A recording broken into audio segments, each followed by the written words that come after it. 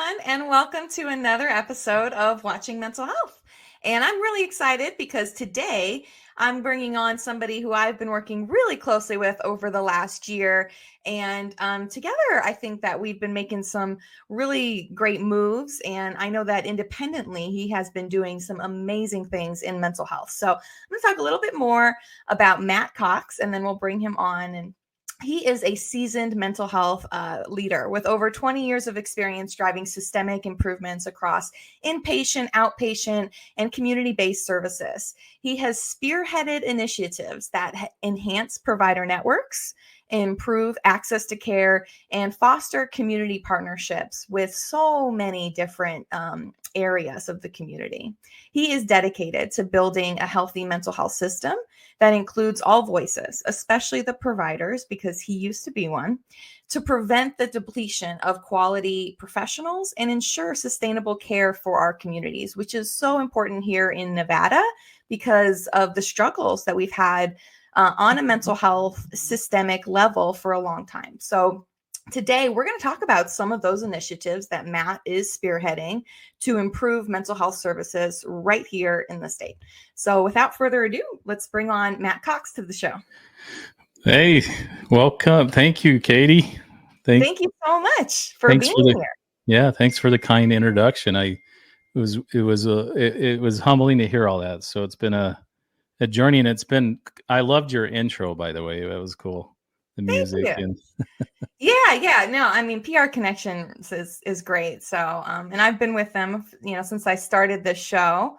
But yeah, I'm really excited to have you on board because, like I said, you have been doing a lot, and to hear it all in one bundle can feel overwhelming, can feel like a lot. But I think it's because you care. And so, with that, I want you to tell me a little bit more about who you are and why you care about this stuff. Well, thank you. Yeah. Before I jump in that, just a big shout out to you, just working along with you for the last year, just seeing your passion. It's always fun to be next to passionate people because that's really where we get movement in society. Because if we can be idea people, but to be doers, I think somebody said to be a visionary, but to be a doer visionary is a very unique thing. Yeah. And you're one of those. And I really am honored to be around you and just to be a part of your podcast. This is awesome. Thank you so much. Yeah. So I'll tell you a backstory, then I'll tell you a little about me. I always thought somebody needs to do a really good mental health podcast, and here you are. So you've done it. I tried years ago. I have to share those. It wasn't as advanced as it is now because now we have Yardstream. We have it's so easy, but little bit of my background is I've been in mental health since forever. I actually got introduced. I think it goes back to my childhood, growing up as a youth that had intellectual disability. I struggled. I hated school. I didn't like school. I read at a fourth grade level today. You probably didn't know that. I never shared that. No. And so I was that short bus kid, and I say that fondly because I was that kid that I would rather not be in school. I'd rather be playing sports. And I grew in love with soccer. So I loved that game. I ended up playing for college, and then I ended up coaching Dixie College men's team eventually. Wow. And through that world of and my history of my intellectual disability, I flunked out of school. It's in my TED talk. I talk about it a lot. Mm-hmm. And one of the things I learned is I had a passion of going through that mental health struggle and having anxiety every day. And part of being a kid with a learning disability, I learned I had ADD. And a lot of people don't realize with ADHD, I didn't have the H, but I had the ADD. So I was the kid that would be in the back focusing somewhere else. Right. And it affected my executive part of the brain. So I struggled with reading. And this all leads up to why I got into mental health. And I struggled. I hated school. I flunked everything. I actually flunked out of high school. And then I went to homeschool, and I did better in that kind of setting because it was self-paced. Okay. And then in my senior year, I started my first business. I was mowing lawns, and I realized I love entrepreneuring. And so I got introduced to mental health when I started working with foster kids. And that was around 2000, or actually in 97 or 98. and then around 2000, and then I actually joined a company and became a foster parent and did a lot of things. And I found a lot of kids felt the way I did when I struggled with my learning disability. So I went into it because of passion. And this is what I tell mental health workers. You have to be called to work. It can't be because you want to. It's not an industry that if you're not passionate about it, it'll burn you out very quickly. Yeah. Does that make sense? Yeah. And then Mhm. it led me to Nevada, which then led me up to Nevada, where I came in 09, and I entered into the Wild West back in 09. Nevada's way behind in things. I'm not being negative. It's just way behind. Yeah. And then I became a provider till about 2021. I sold everything, and that leads me up to where I'm at now, advocating. And I started company acceleration due to what I saw as a provider, because I Yeah. just saw providers don't have anybody helping them. They don't have a voice. And I went through that noticing how dysfunctional the system, and I know we'll get into that. Yeah. And that led me up to where me and you met. So Yeah, absolutely. And we met still talking about the provider not having a voice. We yeah. teamed up together to start the Mental Health Coalition, which has been going for a year now. We're a year old, so happy birthday to us. Oh yeah, that's true. Um, Wow. but yeah, I mean, we are all about giving the voice back to the provider, but also to the community, to really go in and make some changes instead of just complaining about it, which I know is something typical here I think in Southern Nevada. And I think it's because a lot of people feel stuck, right? It's so much. We are so behind. So talk a little bit more about, about where you're at with that and kind of your thoughts there. On the coalition and where we're Yeah, at. Yeah. coalition So and yeah. yeah, I think it was fun because when I got approached to do the coalition, I was like, yeah, heck, let's do it. And then that's when I was introduced to this Katie person. And then Katie came in and we were just really clicked on it. And it's been a year. That's crazy. Mm-hmm. Um, and so I think the idea behind it was we need to challenge change. We need to be change makers.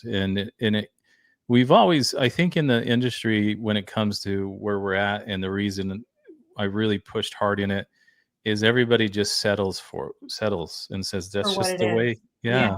Yeah. And I Mm-hmm. hate, and it sounds like you hear that. I just hate that. I'm like, why are we letting it be that way? Because it's Right. it's it's our system, and we vote these people in. We tell them to be stewards for us, but then it flips and turns the other way, if that makes sense. Yeah. And so if we don't be active and we don't have a voice and share our experience, and I think that's where me and you got together, and I loved your vision because I didn't want to do a mental health coalition that was the same. Right. Me neither.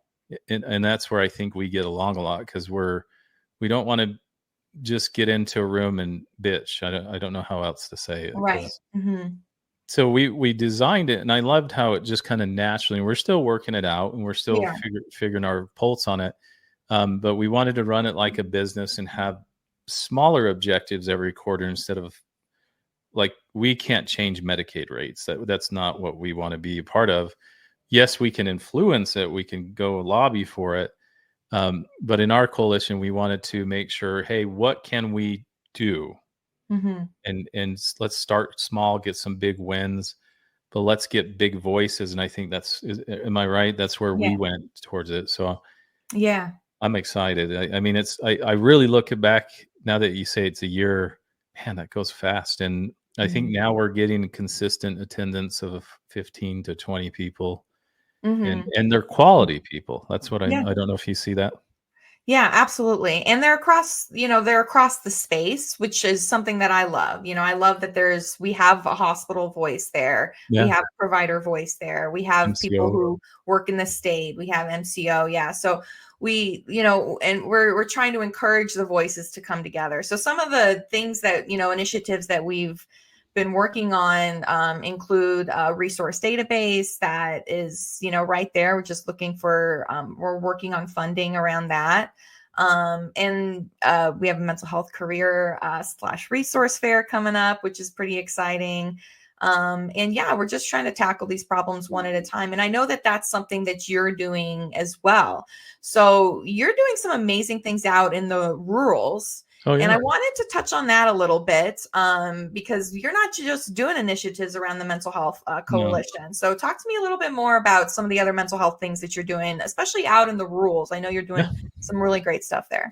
So we partnered with a whole bunch of individuals out in Esmeralda County. So Judge Johnson was she was the initiator, along with Kim and Diana, Kim Riggs and Diana Stater. I said it wrong, but and Mhm. then Ed and Bill Till. So we all got together. We said, they've been trying to do this for 25 years, get this done. Yeah. And so in a matter of 4 months, maybe a little longer, but around there, we came together and figured out what Judge Johnson's vision was. And she needed housing. She needed a transitional program, even though way out there. And Mm. then we all got together and brainstormed how we could do it. And so Ed had connections here everybody had their connections. Mhm. And Katie, we did this with zero money. And Right. so we actually brought some private money to get the boxables done. So we bought we didn't, but the individuals came in with some money, bought 3 boxables. So we went in front of the city commissioners out there. We got to pitch it. I think they were just so surprised that Company Acceleration came in with all those individuals, and we didn't have a hidden agenda. We didn't because Yeah. they're so. I think the rural areas are always used to people having hidden agendas, like Right. what is it in it for me? And we're For like, them. no, Yeah. yeah, Mhm. we just want to. We're not providers. We don't bill. We don't. We're consultants. We'll help in the long term if you need our services. But on this project. We're donating our time, Yeah. and we want to get it off the ground. And it's been beautiful to see. Um, I mean, Judge Johnson's excited because she gets these. Have you ever seen the boxables? I don't think so. No. No, these are the cool ones. They're over in North Las Vegas. They have a huge Oh, warehouse, okay. Okay, okay. and Yeah, yeah. so I think it's the houses they prefab and they yeah, they build them pop up. out. Yeah, Okay. so Yeah. they're about 50,000, 60,000. So we got 3 of those purchased for out there. And then, Wow. as you know, that area is going to be a very big thing for Nevada because they're going to have the mines there. They're going to have what is it? The lithium mine and the gold mines out there. So eventually they're coming in. Yeah, And things so are we're trying to really build out, and that's just one area. And so we're going to Mhm. take the same concept and push it across to Pahrump, to Mesquite. Mesquite needs a lot of assistance for that. So that's our rural area project. And then I just help a lot of facilities because that's my experience. So I have a lot of consulting. So we do a lot of that, and then just individual providers. We put together a really good mental health or healthcare coaching packages to where we help them come in and scale, see all those things. Because Kim in all of our team, we have a lot of years of experience, and that's what me and you talked about with the Yeah. coalition. Is Yeah. that they need the business. So our whole idea of our coalition is we're trying to become the business center for the mental health. Is that fair to say? I don't know. Right, right. Yeah. Yeah. Is that yeah? So, yeah, exactly. Touching back on the coalition, we want to do, we have these ideas to have these different committees that are really going to be focused in on either the business portion or on funding or on very specific items that are just a large struggle. So maybe, youth was probably a good one, a Mhm. committee dedicated to youth. And so we've talked about all of that. And yeah, we definitely want that to grow. And I'm glad Yeah. that you brought up your firm more, that you brought up Yeah. all of, because it's not just consulting, No. it's not just consulting on just business stuff. It's consulting on broadly across the board. What happens if me as a provider, if I'm getting in trouble for something that I Yeah. didn't do, if I'm getting knocked, if I'm raising my voice and all of a sudden next month I'm getting investigated for something that seems eerily, suspicious. I think that's amazing stuff. And you guys are doing that. We're doing that, right? Yeah.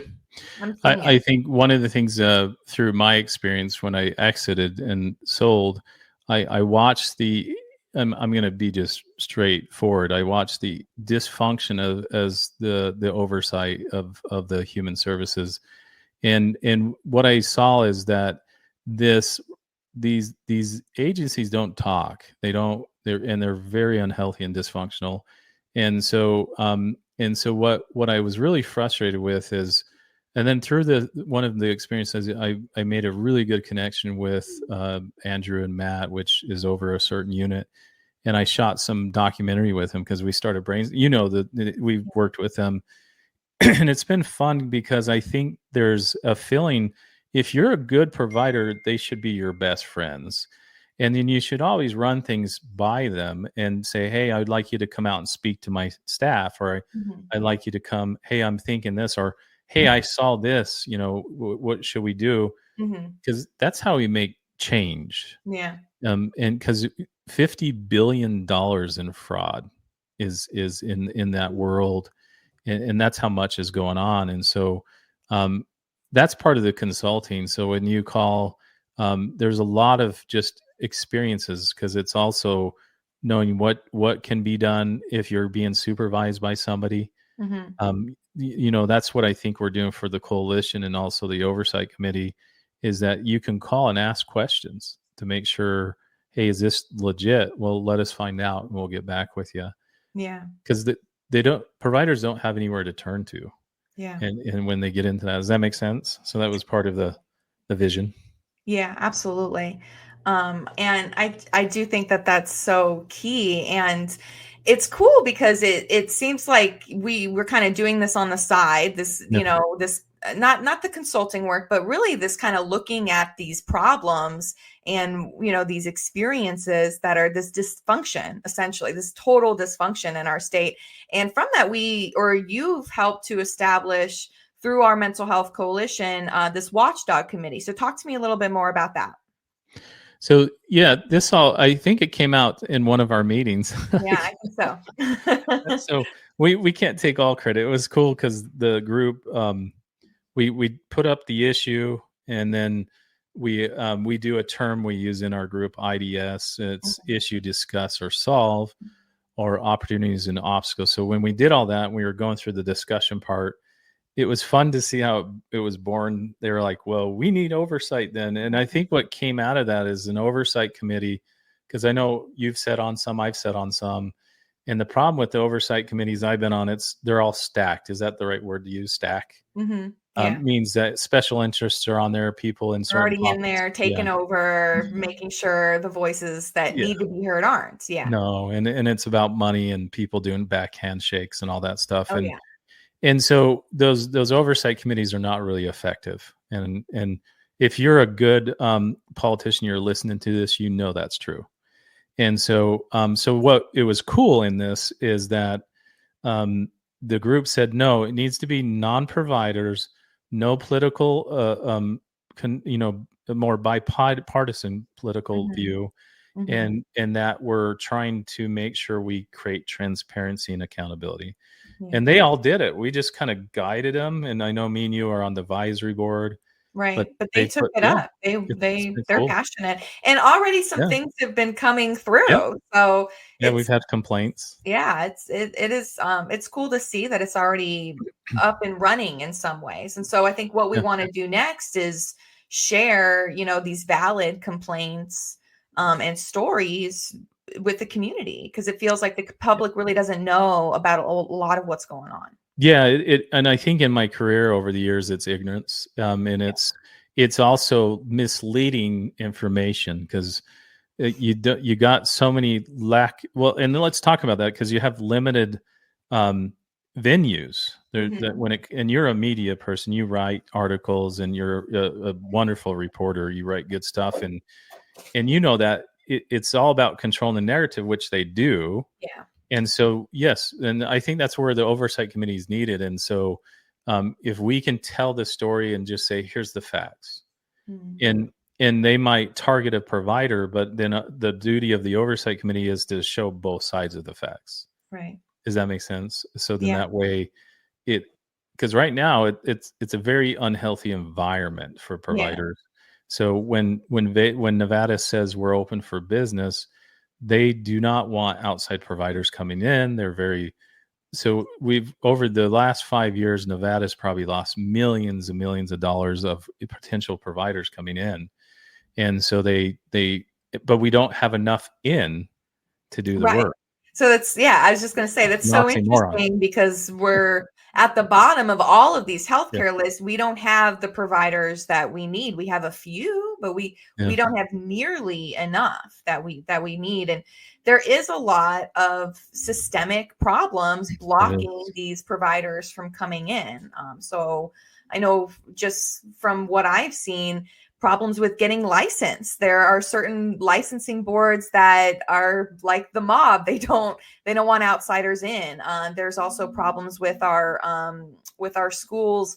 Yeah, we can educate, but we don't have those programs afterwards that keep keep providers here in the state. So there's, I think, quite a few problems. What are some that you have noticed that you think that we can make a difference in? I think some of the things we can make the quick change in is just our systemic issue is getting everybody to stop having silos in kingdoms. Like, we have a lot of silos where certain providers will be given the contracts all the time.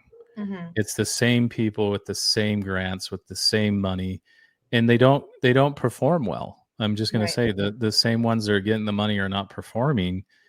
That needs to stop. I think that's the first change that needs to occur. Is if you can't, it needs to be, hey, if you can't perform, let's spread that. Let's get some more individuals. But I think also what we're doing, Katie, is bringing people together in the industry and having those crucial conversations. I know there's other groups that say they're doing it, but it ends up becoming cliquish eventually. And so if we can really keep, and that's hopefully our goal, is keep it very open, and we're not always going to agree, but we have to have healthy conversations, not combative conversations. And healthy means, what about this or what about that? So I think that's the first step. Second step is we got to address the workforce, because now mental health workforce is becoming like nursing shortage. Yeah. And we're doing this a lot where we're like, oh no, we're okay. And the state can't take care of everything. They're the worst at, and I'm not being, hear me right. It should be the individuals helping, and the state shouldn't run services. They're the worst ones to run them. Yeah. Like facilities or being in charge of things. Because how do you oversight yourself? Right. You can't, and I've seen it. It's very unethical because the state-run hospitals can have historically been some of the worst. Yeah. And then they go audit themselves, and then they pass with flying colors. Right? It doesn't make sense. We don't see any problems. Yeah, we don't monkey see, monkey do. And so the thing is also, I think so that's one thing, is systemic, is taking the silos down, and then making sure that we come in and we have those crucial conversations, but and not being in special interest pockets. So like if we come together and we say, hey, this is what we need, and it's hard. I know this sounds so hopeful, but taking the ego out of it and saying, hey, what states, because I know here they hate it, because if you talk about this state's doing really good, well, we're not them. We're not them. Yeah. Well, they're different than Nevada, so it'll never work here. Yeah, I know. And so I think and that brings it to the third thing. We need new leadership. Unfortunately, it's just that mindset of what you just said needs to go away. It needs to go away. So that's a great point, and that segues well into my next question, which is, I thought it was interesting in the governor's most recent state of the state, where he's talking about splitting up the Health and Human Services Department. And he very specifically mentioned that mental health is no longer going to be there. Mental health will now fall under Stacey Weeks, who heads Medicaid. So I thought that was interesting. We had been talking about this all of last year, about these problems. So tell me your thoughts on that.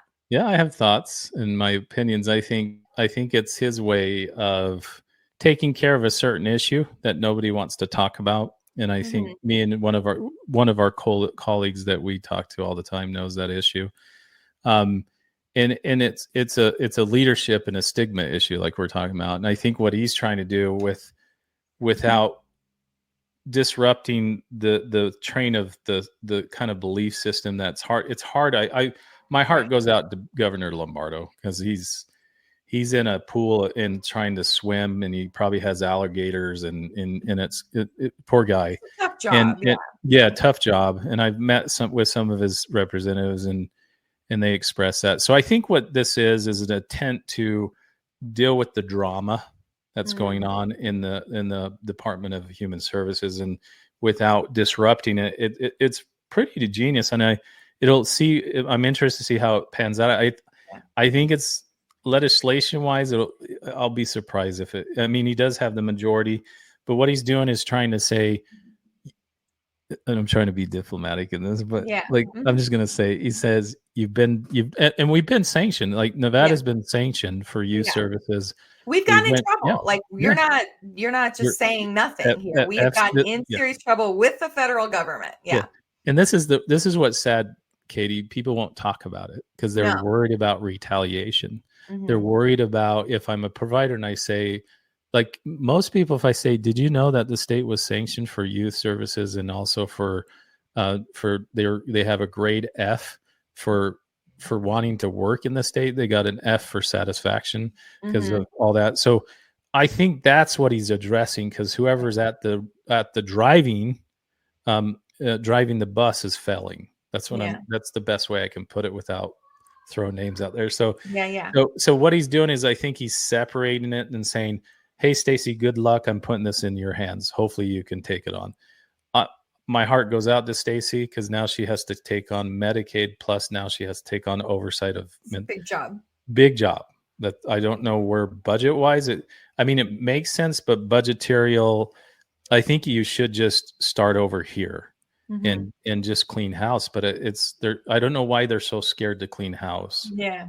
Yeah. Um, yeah, but that's me. I don't know what your thoughts are on it. I think Yeah, I mean, definitely drama behind the scenes, yeah, and it's I very think you're lot. right. It's his kind of tactful way of, with just trying to keep the bus moving forward.